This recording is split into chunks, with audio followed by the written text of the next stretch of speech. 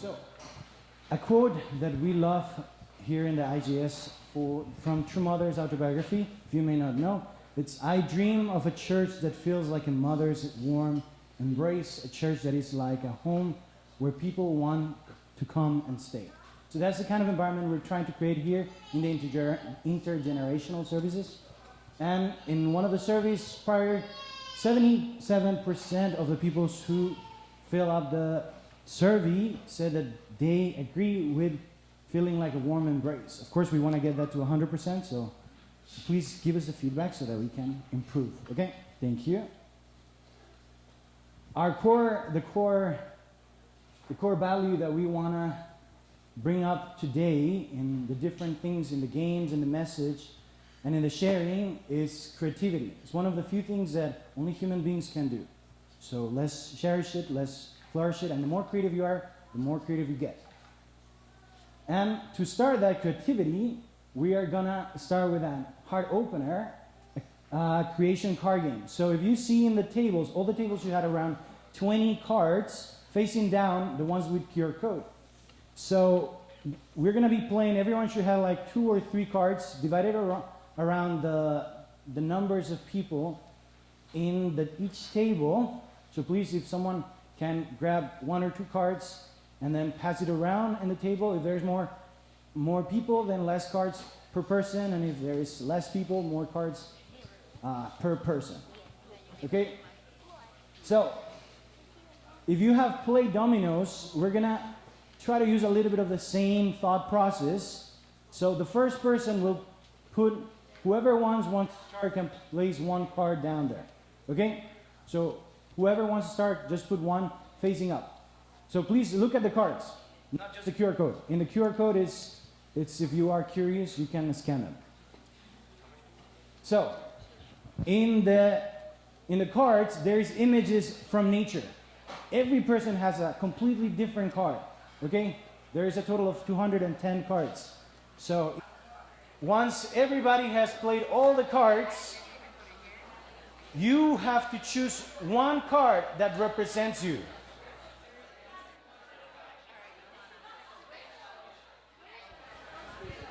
Did anyone choose a card that they initially wouldn't have thought represented themselves? Oh, yes. Oh, yes, okay. Did some of you look at a card and you just said, "Oh, that's me right there"? Yes. Okay. I picked there's a card here with a little baby sea lion poking his head in the corner. So cute. And I was reminded of how much I've been comforted by nature. And even at times it's brought me to tears how much I love nature. And I, over the years, sometimes I forget about that. And I love being reminded. So thank you so much for taking time to do this little exercise. We're going to start to bring it into the internal part as we prepare to welcome our speaker. But yeah, this was kind of a fun little activity that I know Uncle Bruce led together with his home group. And yeah, it's in some ways it kind of challenges us to think about how much we are like nature and how much nature is like us. Even in the ways that we might look at something like a plant and think, "Ooh, that's ugly." Or, "Oh, that's weird looking." Ayel's like, "What?" He's my nature kid. Okay. So today's theme is the joy of all things. And we have a couple readings, which I'm going to be sharing with you. So the first is actually from Divine Principle. It says, "Prior to creating human beings, God created the natural world by expressing partial reflections of the internal nature and external form he had conceived for human beings. Consequently, a human being contains within himself the sum total of the essences of all things." And this is from Romans For the creation waits with eager longing for the revealing of the sons and daughters of God. For the creation was subjected to futility not willingly, but because of him who subjected it, in hope that the creation itself will be set free from its bondage to corruption and obtain the freedom of the glory of the children of God. For we know that the whole creation has been groaning together in the pains of childbirth until now. And the last couple of readings come from Mother Han, our true mother. Until now, we have not taken good care of nature. When we think of the Creator, our heavenly parent, we must love nature. When I walked through the garden in Cheonjeonggung in the past, I rarely saw bees or butterflies. So I planted a garden and grew flowers. After that, they began appearing, and now there are many kinds of bees finding nectar in the garden. You cannot imagine how much I had waited for this to happen. Through this work of nature, I could see how people's thoughts could change, their ignorance overcome. And from the Mother of Peace, human beings and nature have an inseparable relationship. We can be enlightened about God's acts of creation and his mystical truth through nature, which represents him, only when we live in it, invest in it, and study it. I would become intoxicated with their beauty, caressing the wildflowers before resuming my ascent up the path. The walk was difficult, but my heart would be as serene as the flowers. So with that, we're going to welcome up Uncle Bruce, and he's going to share with all of you today. Let's welcome him.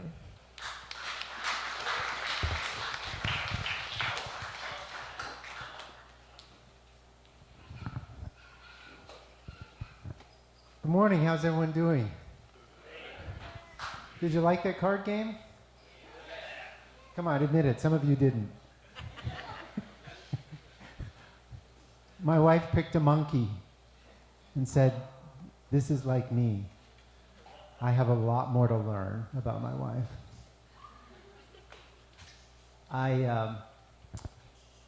When I was about 8 years old, I was given a little plant in a little cup. I can still see it. It was a cactus, a succulent cactus. And my older sister was away at college, and she thought she'd bring home some nice gifts for the younger siblings. We have a big age range. And she told me, take care of this little cactus. I'd never seen anything like it. I said, well, what do I do? And she says, well, you don't water it very much. Just like a few drops, maybe every 3 weeks or so. And I was like, okay. That doesn't sound like fun. And so I had this, I still see it on the windowsill in my room. And, I couldn't wait to water that thing. And you know what I did? You can probably guess what happened. I overwatered it, right? I remember this thing drowned in the water that I gave it. And it was just something that, God makes all of creation good, right? Genesis tells us that after each day, he thought it was good. And yet, understanding the creation means that we have to understand it. Not just we have to love it, we have to take care of it, we have to see ourselves in it, but also we need to really understand it. How many of you were at Belvedere last week? Anybody know what Belvedere means? In Italian, I'm sure Daniela knows, and Claudia. What does it mean? Beautiful sight, or beautiful scenery. Mother reminded me of this as I was going through her memoir. Beautiful scenery, beautiful sight. And it is a beautiful place. And I thought about this week coming here and being there and how many times I've gone and looking at that place with new eyes.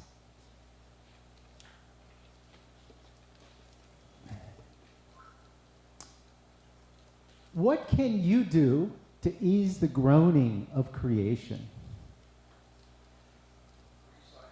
Recycle. What? Plant things. Yes. We're going to have a little planting challenge for 30 or so lucky interested in our marigold challenge, growing some flowers. Don't litter. Be a kind person. You know, when we love creation, we're practicing. In one way, God gives us creation so we can practice with creation loving people. You know, we think sometimes, God has given us the 3 great blessings. The 3 great blessings. Number 1. Then you do number 2. And then, that's not what it sounded like. And then there's the 3rd great blessing. And we learn them kind of linear, right? But they're not linear. They all go together in a circle, in a cycle. The 3rd blessing helps us to grow. Like when you're a kid and I was growing that little cactus or killing it, I was learning something about myself. I was learning something about people. I was learning about what I needed to do in terms of myself in the 1st blessing. And I needed to have a little more self-control about wanting to water that thing all the time. You know, we think water is love, right? I sometimes think that parents feel like the more advice I give my kids, it's like watering them.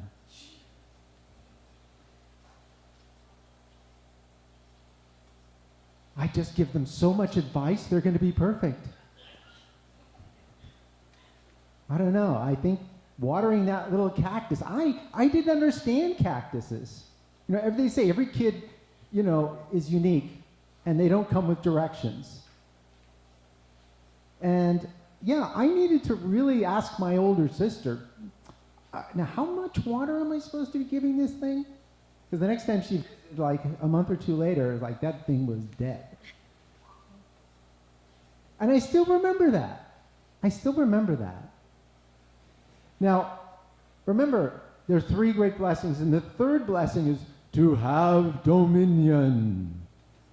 Dum, dum, dum. I am the ruler. But ruler, that's what it says, and yet we have to remind ourselves, because we hear that word, it's like a little off-putting, isn't it? Here in a democracy like America, we think dictator, oppressive. But when we look at the principle of creation and that whole section on the role of humans in the cosmos, it says, yes, we are a ruler, but the 2nd and 3rd roles that we have are to be a mediator of harmony and to understand that we are microcosms. This exercise today was a little bit understanding I'm a microcosm. Like we are connected to everything. And as a microcosm, we can understand, we can empathize, we can appreciate the creation. You know, the ruler thing sometimes throws people off. When I was a kid, I built model railroads for a few years with my brother and my dad. And we were like lords of our little world. You know, we had little figures and we had mountains and scenery. And we kind of created, we were like God. And yet, what are some of the most popular games that you guys play on computers, right? Minecraft. You know? Back in the 90s, we played Civilization, Sid Meier's Civilization, Forge of Empires. These are all natural because we want to be like God. We are made in God's image. So as ruler, center of harmony, and microcosm, we each have this special situation. So that's my image of a mediator. We have to mediate between the environment and our world. It's one of the reasons we adopted metal silverware a few years ago. and we said, hey, you know what, let's stop buying all this plastic and throwing it in the trash. As a mediator to my house, I have these 2 cats. They don't like each other very much, and I'm always trying to teach them to love each other. It's not very easy. It's like being a parent. It's like practicing to be a parent. That's why often parents like to get their kids a pet, right? You learn how to raise something up, or you buy them a cactus and they overwater it. And we are microcosms. You know, they say, scientists tell us that all the atoms in us, right, we're essentially all the matter that's ever been was there at the beginning. So if you think about it, we are made of stardust. It's kind of profound. And when we see ourselves as both, you know, representing, we are the physical world, but also the spirit world. All of the spirit world stuff is in us too. We're microcosms of the spirit world. The principle of creation is incredibly profound. So, again, loving creation is practice for loving people. And what we'd like to encourage folks is to think about, what can I do? One of the things we can do is mention we could plant something. We can be gardeners. This upper left-hand picture is the backyard of my house, and I want to say that on a fundraiser for VHS 2 years ago, I bought some annual seeds. And Hannah sold me a carpet, like paper, and it had seeds in it, and I planted it, and it keeps coming back. It keeps bringing joy to our backyard. But I would like to suggest, thinking of Mother's quote, that she says that essentially devotion is essential to loving the creation. Mother shows us that gardening can change hearts. She observed how adding gardens brought butterflies and bees, but essentially, most importantly, how it changed people's hearts. Mother showed us that by applying her creativity to the Changjunggong, that she could actually change and increase the love there. Gardening requires patience, it requires care, investment, devotion, and I would suggest that our church is a garden. But those same qualities that Mother, I think, in many ways embodies, is something that we ought to think about. You know, historically, when you think about gardening, who do you associate gardening with? Men or women? Men?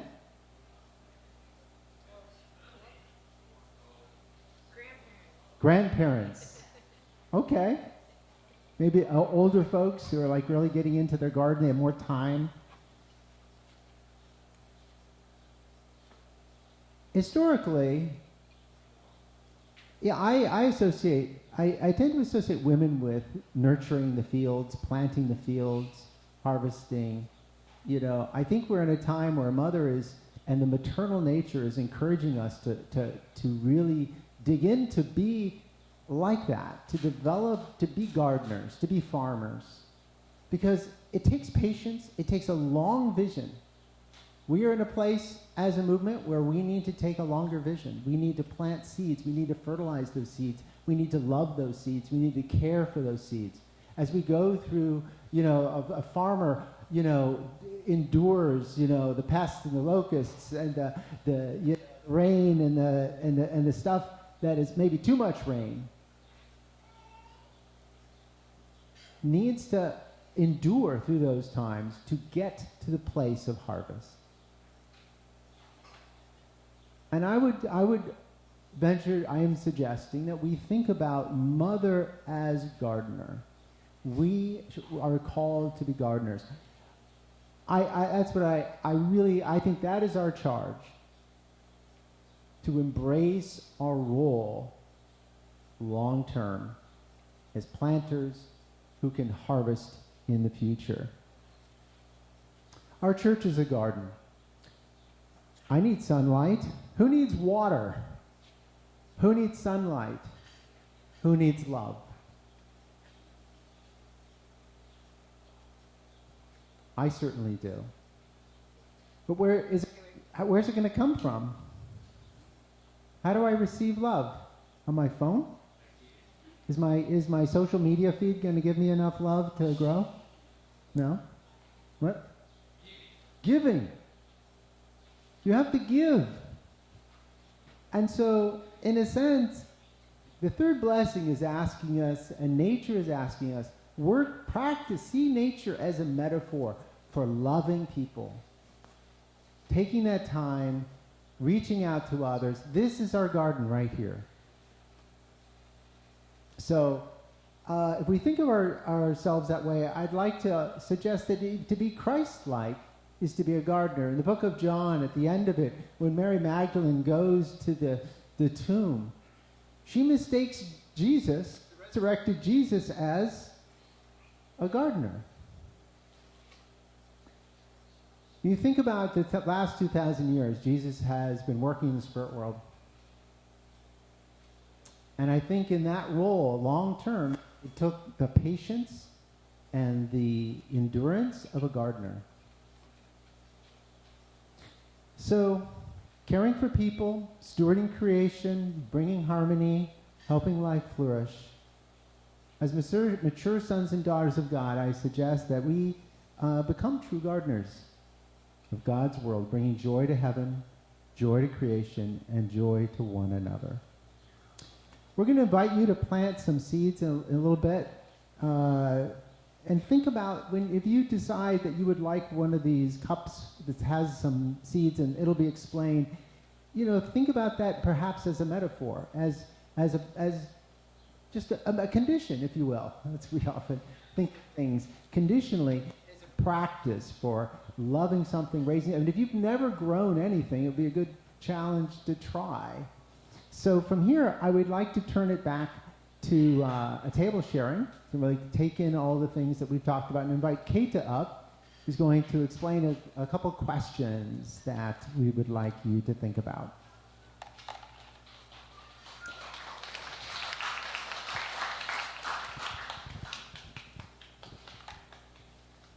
All right, thank you, Uncle Bruce. Can we give Uncle Bruce a round of applause?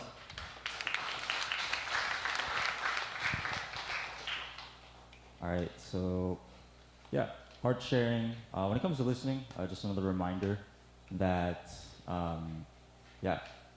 just be sure to listen to each other without so much interjecting. And after each person shares, you can popcorn to the next person.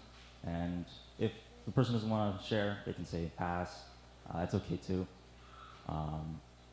But yeah, we do recommend everyone to share. And respectfully too. So yeah, here are the questions. These were in the announcements, the newsletter. So I hope you guys took some time to think about these questions. It says, in what way does your caring for the creation give God great joy? And can you tell of a moment when you experienced deep joy from spending time with nature? So you can take 9 minutes. You can thank the person next to you for sharing. Yeah, this is the kind of conversation that we can just have on and on. So I encourage you, after the service, while you're enjoying your lunch, to please continue sharing. But I did want to officially introduce this little seed activity / challenge. Uncle Bruce likes to make everything a challenge. I'm kidding. So, when we put together these intergenerational services, it really matters that we can have a chance to literally get our hands dirty and do things together and interact with each other. But we also were thinking about the practical reality of having you deal with soil and get your hands dirty. So anyway, we essentially have pre-packaged these cups with soil, okay, nice potting soil. And on the outside, you'll see there's a clear piece of tape that has a few marigold seeds inside. So as you're getting ready to leave, you can grab a cup. You can take one per person, per family. We have about 30 of them, so we recognize, not everybody will want to take one, but I also encourage you, if you really feel like you'd like to, please. And you can just go ahead and just put it into the soil at any point when you're ready, the seeds, and then, water a little bit, not too much. And one thing about marigold seeds, I had included an image, but I guess it didn't load. Anyway, if you're familiar with marigolds, they're these beautiful, bright flowers. They have like a nice, beautiful round head that's made up of all these petals. And marigolds, hold some significance. Oh, there it is. So because of their color, they kind of represent the sun. And so in that sense, their attributes are like the sun. It's represents passion, vibrancy. There's also a connection a little bit with the divine, because the sun often represents, aspects of the divine. Then this flower has often also been associated, used like in times of like ceremonies, weddings. If you're familiar, in Mexico, they have Dia de los Muertos, right? Day of the Dead.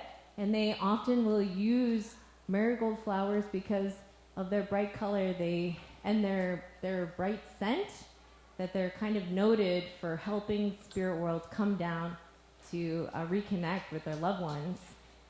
They're also used in the Buddhist tradition, in India, just because of these qualities. They also repel pests, so they're very good for your garden. Just exude kind of a positive, protective energy. So, everything we do is intentional in these services, okay? That's why we picked marigolds. They're very forgiving, so you don't have to worry about, overwatering. Just make sure that they have a lot of sun. And as your seeds start to sprout, the challenge is we'd love you to snap a shot, a picture, you could take a video, and send it to we.intergen2@gmail.com, and we'd like to feature your photos and videos as part of our next service. Some of you are actually, very accomplished gardeners, so you can also feel free to just take some pictures of your beautiful garden as well. Just throw in some other fun things that you'd like to share, because, we want to celebrate how much God loves us through the creation and how much we love one another, right? Okay, so now we're going to invite up the band and have our closing song. Lord, into his garden come, the spices yield a rich perfume. The lilies grow and thrive, the lilies grow and thrive. Refreshing showers of grace divine, from the Father flow to every vine, and makes the dead revive, and makes the dead revive. Oh, Baptist dry and barren ground, in springs of water may abound. A fruitful soil become, a fruitful soil become. The grasses blossom at the rose, when the Savior conquers all his foes, and makes his people one, and makes his people one. Reverend, you that love the Lord, and taste the sweetness of